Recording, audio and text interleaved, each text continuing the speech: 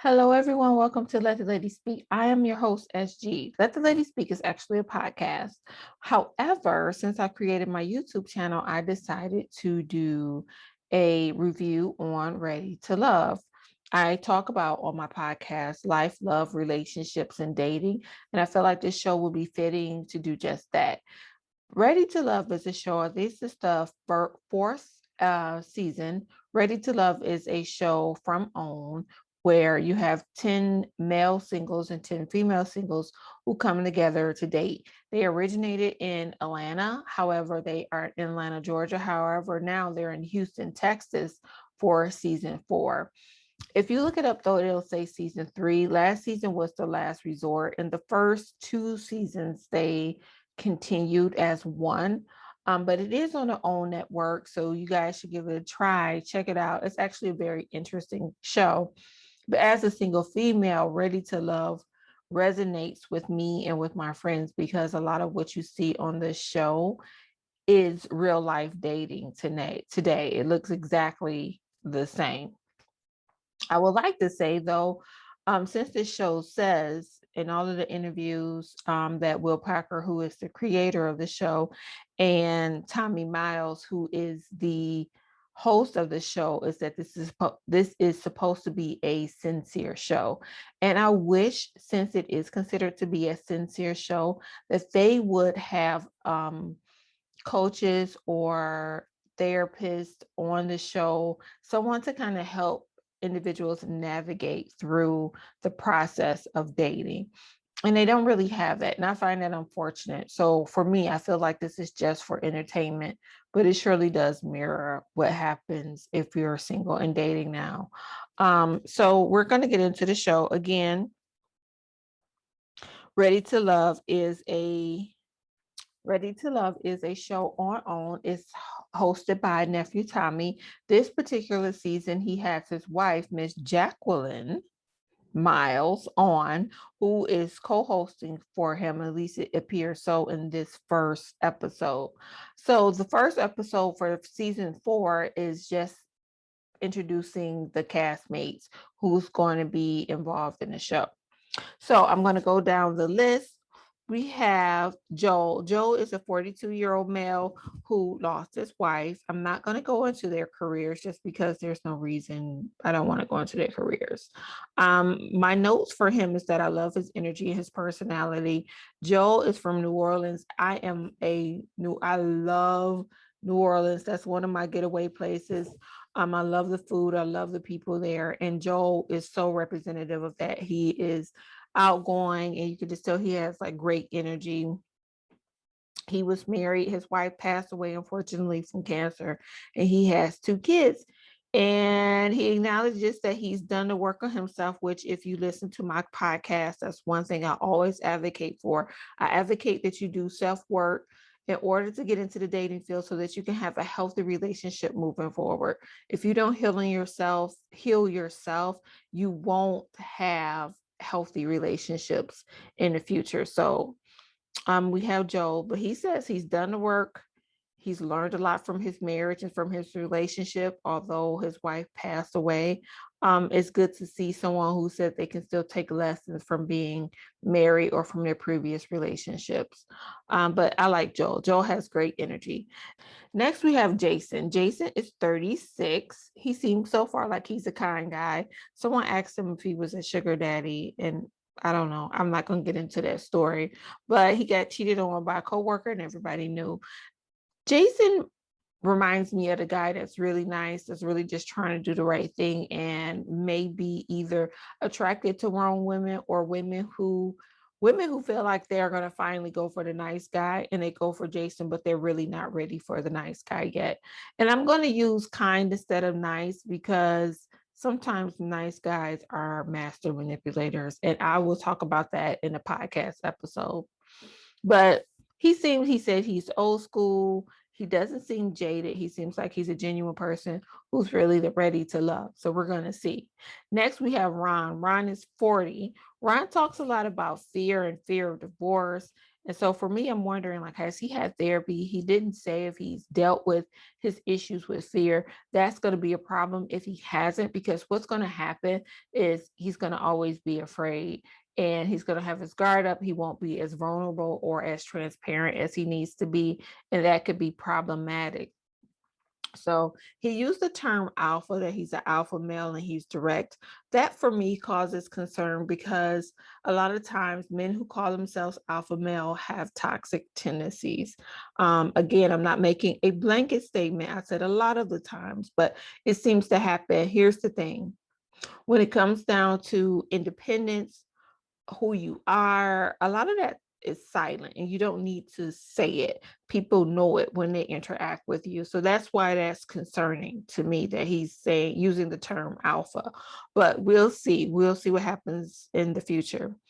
Next, we have Vernicia. Vernicia is a 39, year old woman. She has children. She was with a guy who was a cheater and was controlling. She decided she didn't want to do it anymore. She left him. She has children. um I'm happy that she broke away from a toxic relationship, and she seems very genuine and very kind. So we're going to see what happens with Vernicia. I am looking at my notes, you guys. So I have my iPad here if you see me looking down. Okay, next we have Chris. I think her name is Chris Athian, but I didn't want to mispronounce her name.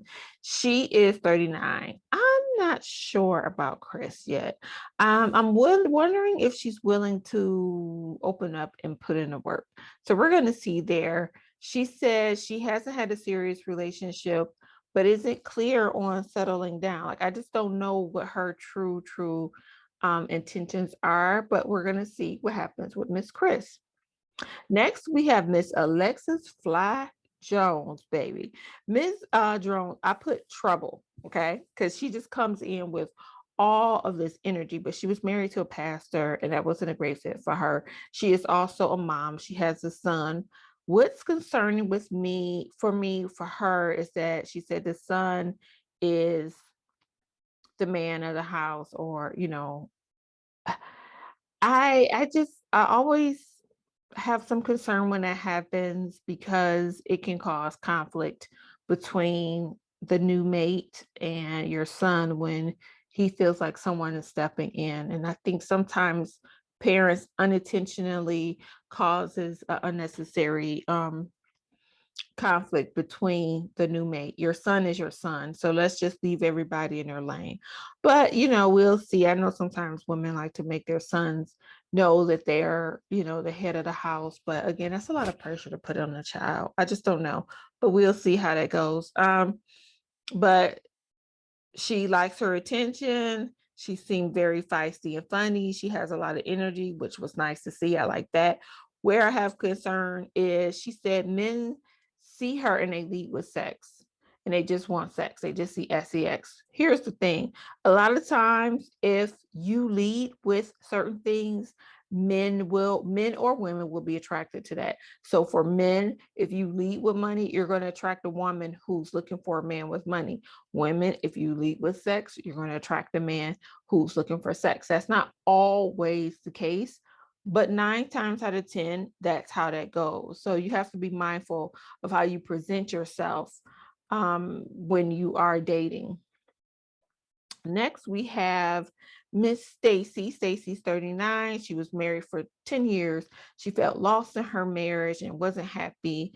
And she decided to walk away, which I commend her, because she does have 3 children. And sometimes people have a hard time walking away when they're unhappy, and they don't realize that your children are seeing you be unhappy, and your children are watching this dynamic, and they may mirror this behavior. And this, if it's an unhealthy environment, you're now promoting an unhealthy environment for your child.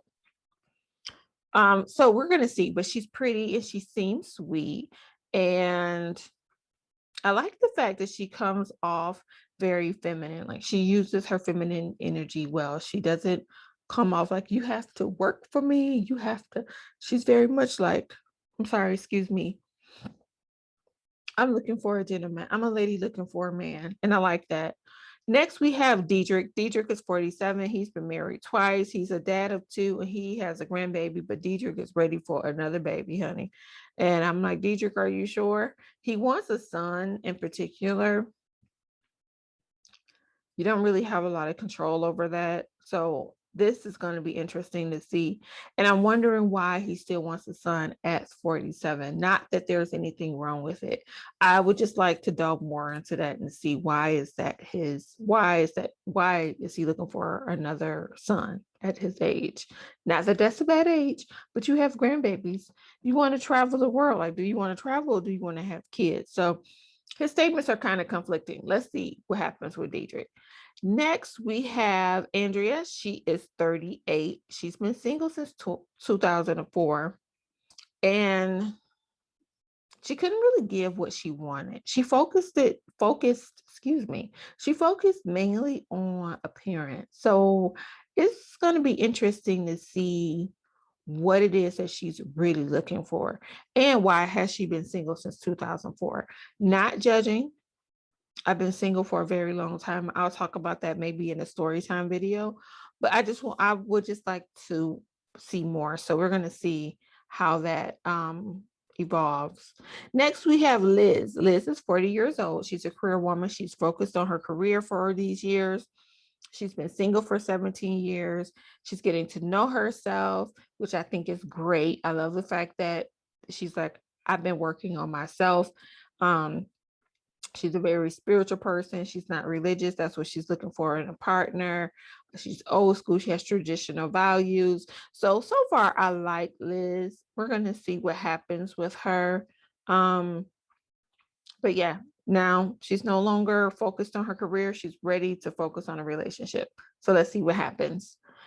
Next, we have AJ. AJ is 38. AJ is the ladies' man.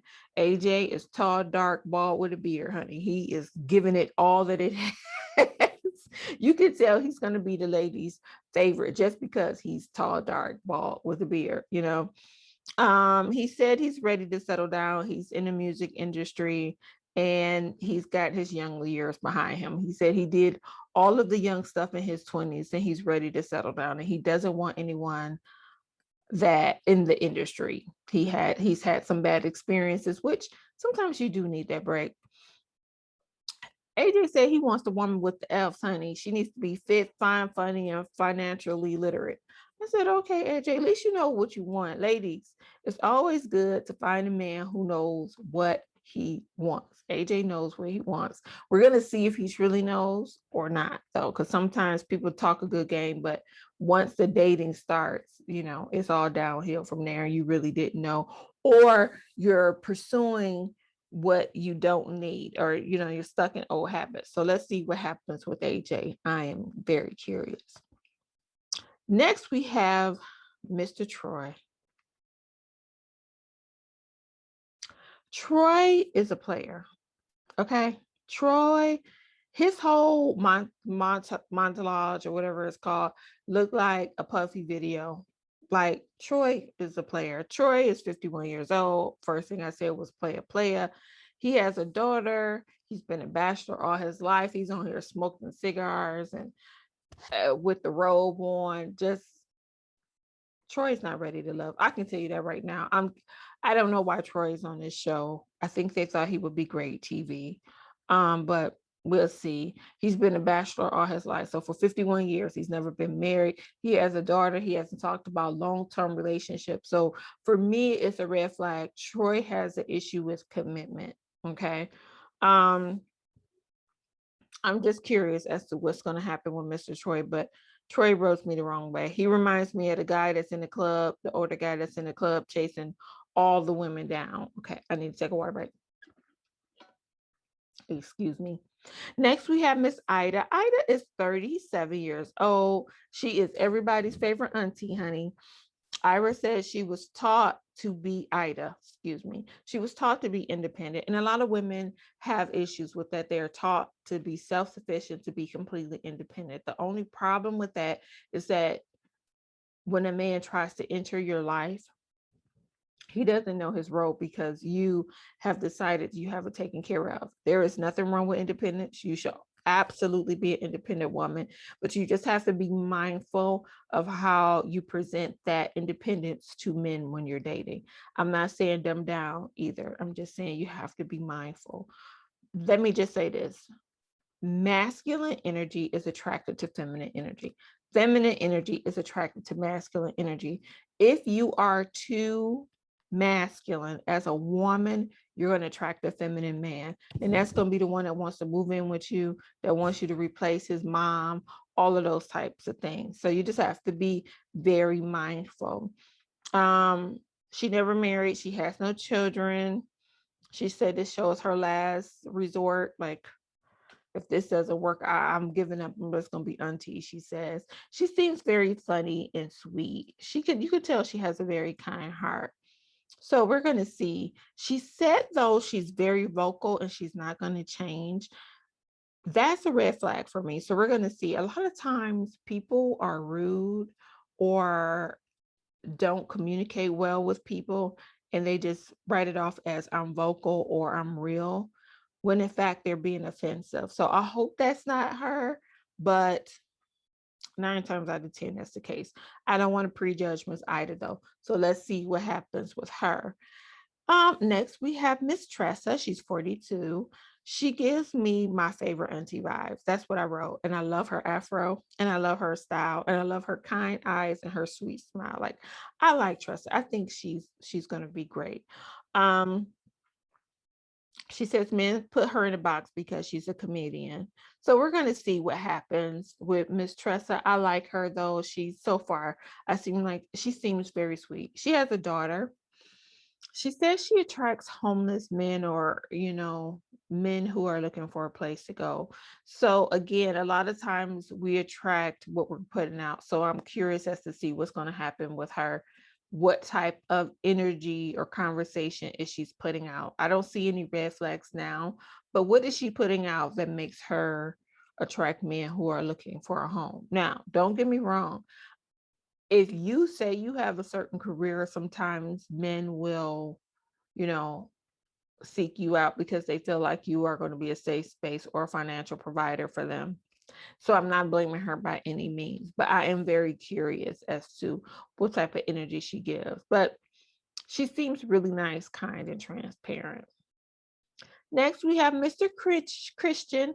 I call Christian chocolate drops. That's what my notes say. He is a man reformed. He is 3 years sober. He seems very kind. He seems to be vulnerable. He seems a little shy, and I wonder if his drinking helped him be more of a socialite, because he said, oh, I'm sorry, guys. He said that he was kind of the man about town. He was drinking and then he's reformed himself. So that's going to be nice to hear. We're going to see what happens there. Next, we have Khalil. Khalil is 41. Khalil's story has some holes in it. Okay. Something about Khalil's story is just not jiving with me. Khalil was in a motor vehicle accident. He came from another country. He got married. He got a visa. They got a divorce. But my spidey senses are going off. So we'll see about more about what Khalil has to say. He says he attracts savage women, but he likes smart women. Again, like, is he the kind of guy that likes a feisty woman, but is always disappointed in her feistiness? Like, sometimes people pick what they don't need, but they pick what they're used to. So I'm wondering if that's the case with Khalil. We shall see. Okay, because I don't know Khalil. I don't know. We're gonna check. Next is Miss Amber. Amber's 31. Amber is the youngest one of the group. She doesn't want to waste her time. She's a lady about her business. Okay. She's an attorney.